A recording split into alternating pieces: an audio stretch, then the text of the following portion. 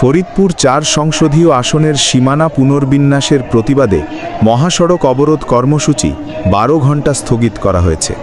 মঙ্গলবার সকাল থেকে সন্ধ্যা ৭:৩০ পর্যন্ত এই অবরোধ চলে।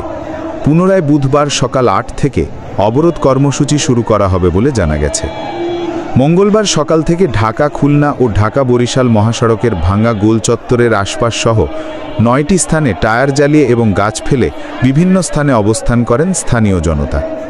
এতে ২১ জেলার যানবাহন চলাচল বন্ধ হয়ে প্রায় ২৫ কিলোমিটার মহাসড়কে যানজটের সৃষ্টি হয়। হাজার হাজার অবরোধকারীর কারণে সব ধরনের যানবাহন চলাচল পুরোপুরি বন্ধ হয়ে যায়। মহাসড়কে আন্দোলন চলাকালীন এলাকা ঘুরে দেখা যায় হাজারো জনতা ঢাকা বরিশাল মহাসড়কের হামিরদি ইউনিয়নের পুকুরিয়া মাধবপুর বাসস্ট্যান্ড এবং ঢাকা খুলনা মহাসড়কের মুনসুরাবাদ বাসস্ট্যান্ড ও আলগি ইউনিয়নের সুয়াদি এলাকায় অবস্থান নিয়ে বিক্ষোভ করেন। এ সময় তারা ভাঙার ১ ইঞ্চি মাটিও নগরকান্দার সঙ্গে মিশতে দেওয়া হবে না, রক্ত লাগলে রক্ত নে, ভাঙ্গাবাসীকে মুক্তি দেয়া স্লোগানে প্রকম্পিত হয়েছে মহাসড়ক। জানা যায় গত ৪ সেপ্টেম্বর আগামী ত্রয়োদশ জাতীয় সংসদীয় নির্বাচনের জন্য ৩০০ সংসদীয় আসনের পুনর্নির্ধারিত তালিকা প্রকাশ করে নির্বাচন কমিশন ইসি।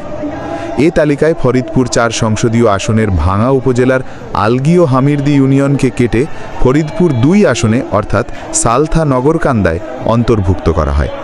বিষয়টি নির্বাচন কমিশন থেকে প্রকাশের পর থেকে ভাঙা উপজেলাবাসী সহ ওই আসনে কাজ করা রাজনৈতিক নেতাদের মধ্যে তীব্র ক্ষোভ সৃষ্টি হয়েছে।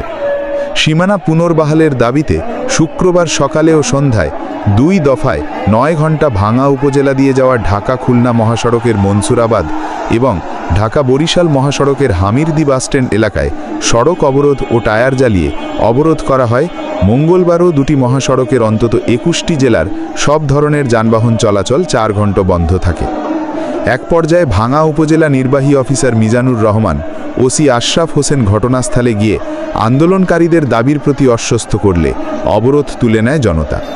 এদিকে মঙ্গলবার একই দাবিতে ভাঙা উপজেলাবাসী পুনরায় সকাল থেকে তৃতীয় দফায় ২টি ইউনিয়ন ফিরে পেতে টায়ার জ্বালিয়ে এবং গাছ ফেলে ঢাকা খুলনা ও ঢাকা বরিশাল মহাসড়ক অবরোধ করে।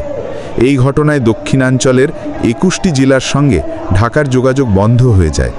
যানবাহন বন্ধ থাকায় দীর্ঘ প্রায় ২৫ কিলোমিটার মহাসড়কে যানজটের সৃষ্টি হয়েছে। এতে কয়েক হাজার যাত্রী চরম ভোগান্তিতে পড়েন। আন্দোলনকারীরা বলেন, দাবি আদায় না হওয়া পর্যন্ত আমরা কর্মসূচি থেকে সরব না। সকাল থেকে সন্ধে পর্যন্ত অবরোধের কারণে অনেক যাত্রীকে ভোগান্তিতে পড়তে হয়েছে।